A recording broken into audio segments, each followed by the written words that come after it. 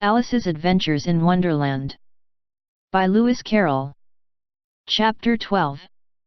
Alice's Evidence. Here, cried Alice, quite forgetting in the flurry of the moment how large she had grown in the last few minutes, and she jumped up in such a hurry that she tipped over the jury box with the edge of her skirt, upsetting all the jurymen onto the heads of the crowd below, and there they lay sprawling about, reminding her very much of a globe of goldfish she had accidentally upset the week before. "Oh, I beg your pardon," she exclaimed in a tone of great dismay, and began picking them up again as quickly as she could, for the accident of the goldfish kept running in her head, and she had a vague sort of idea that they must be collected at once and put back into the jury box, or they would die.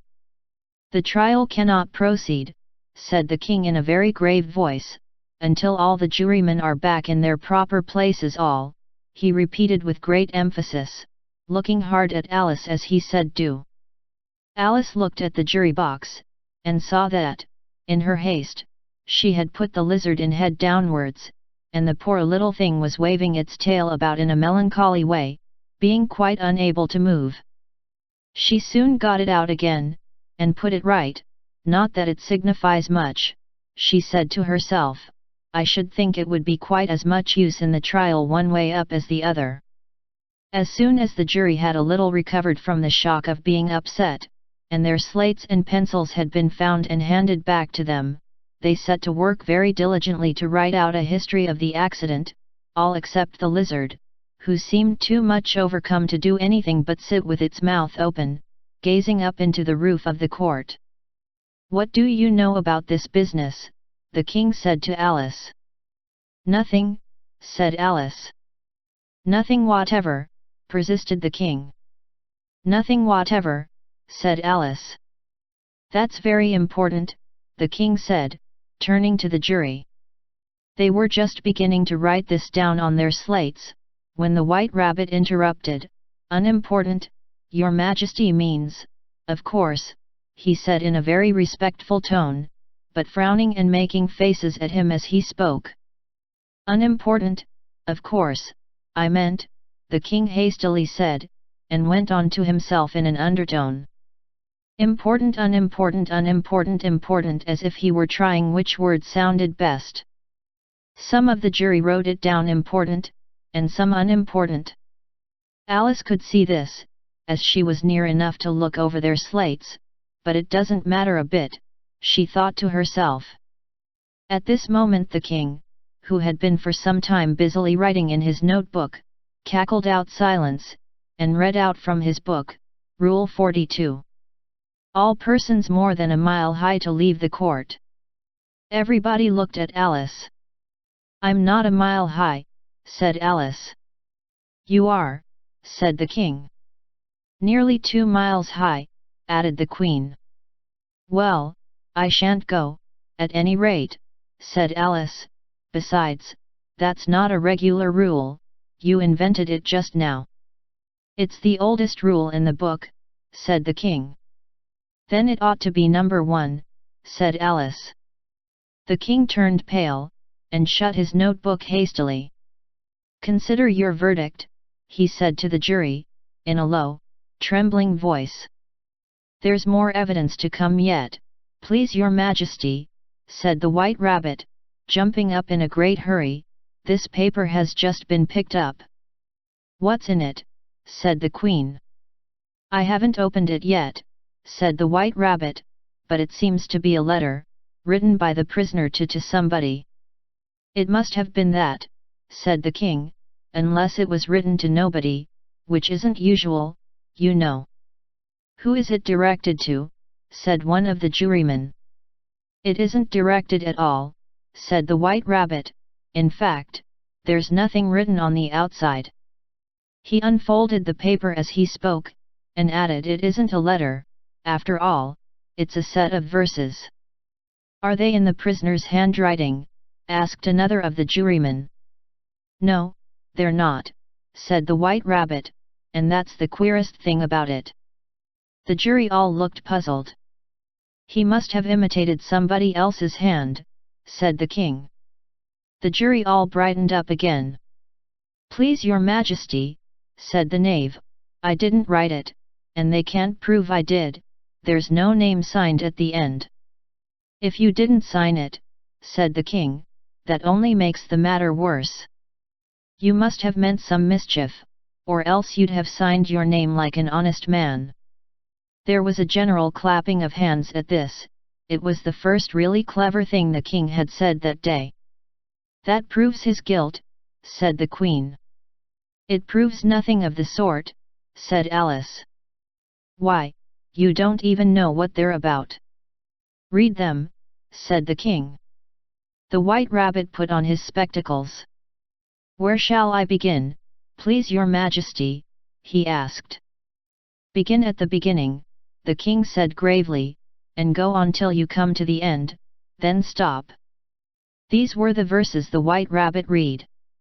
"They told me you had been to her, and mentioned me to him. She gave me a good character, but said I could not swim. He sent them word I had not gone. We know it to be true. If she should push the matter on, what would become of you? I gave her 1, they gave him 2. You gave us 3 or more. They all returned from him to you, though they were mine before. If I or she should chance to be involved in this affair, he trusts to you to set them free. Exactly as we were. My notion was that you had been, before she had this fit, an obstacle that came between him and ourselves and it. Don't let him know she liked them best. For this must ever be a secret, kept from all the rest. Between yourself and me. That's the most important piece of evidence we've heard yet," said the king, rubbing his hands, "so now let the jury.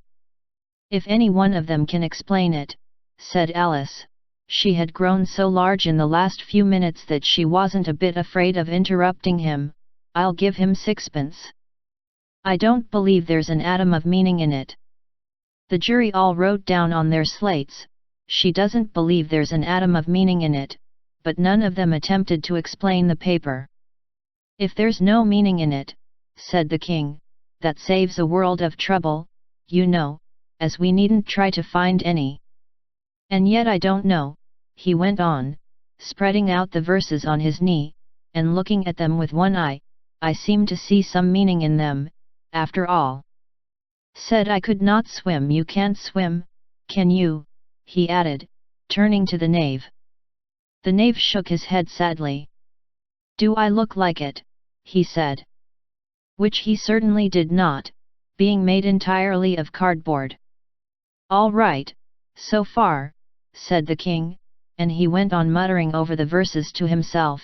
"We know it to be true, that's the jury. Of course I gave her 1, they gave him 2. Why, that must be what he did with the tarts, you know.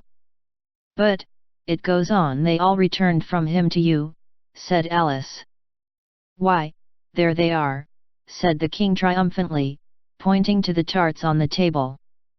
"Nothing can be clearer than that.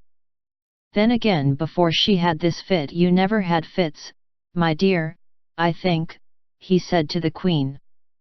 "Never," said the queen furiously, throwing an inkstand at the lizard as she spoke. The unfortunate little Bill had left off writing on his slate with one finger, as he found it made no mark, but he now hastily began again, using the ink, that was trickling down his face, as long as it lasted. "Then the words don't fit you," said the king, looking round the court with a smile. There was a dead silence. "It's a pun," the king added in an offended tone, and everybody laughed. "Let the jury consider their verdict," the king said, for about the 20th time that day. "No, no," said the queen. "Sentence first, verdict afterwards." "Stuff and nonsense," said Alice loudly. "The idea of having the sentence first." "Hold your tongue," said the queen, turning purple. "I won't," said Alice. "Off with her head," the queen shouted at the top of her voice. Nobody moved. "Who cares for you?" said Alice. She had grown to her full size by this time. "You're nothing but a pack of cards." At this the whole pack rose up into the air, and came flying down upon her.